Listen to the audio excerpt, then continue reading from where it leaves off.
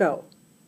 You know, there's sine waves all around us. Everywhere you look, if you look for them, you can see sinusoidal motion.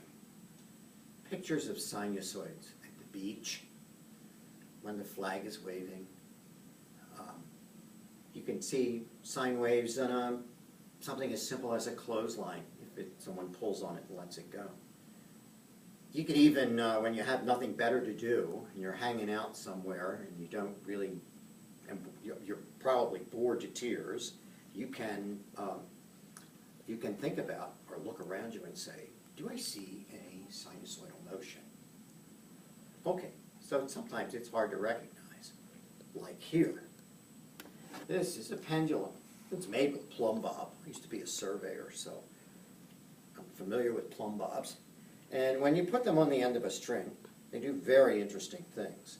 So we'll get this one swinging, and please don't get hypnotized here, because I'm not sure I know how to wake you up. So as this goes back and forth, we can make some observations. Now, the actual period of the pendulum, and you should know what that means now because we've been talking about sinusoids, it's the time it takes for the plumb bob to complete a cycle.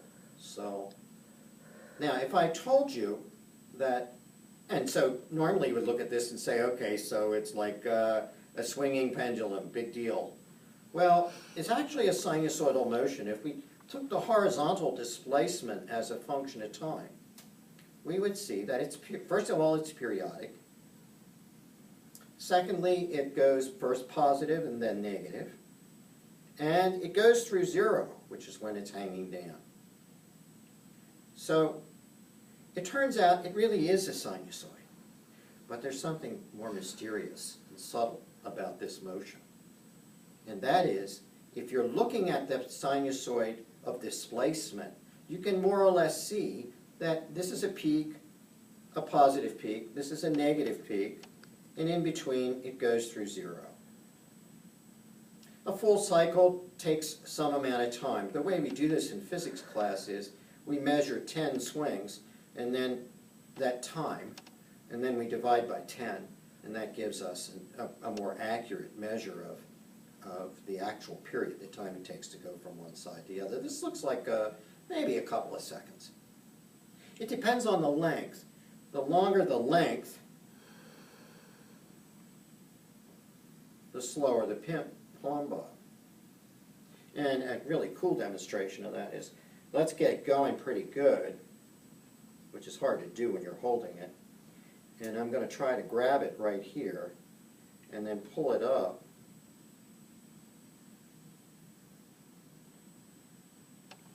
And you can see that the period, the time it takes to go through a cycle, is greatly reduced. There's a formula for that, and you can look it up on the internet. This is not a course in pendulum, it's a course in sinusoids. So what else do we have to say about it? I said there was something mysterious.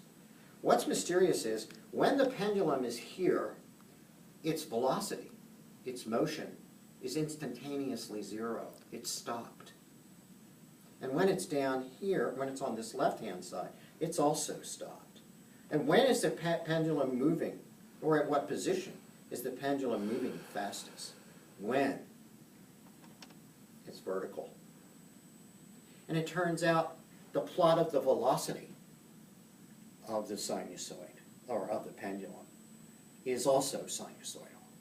And that's why sinusoidal motion shows up everywhere, because the curve of the displacement and the curve of the velocity, or the rate of change of the displacement, are both sinusoids. Both have the same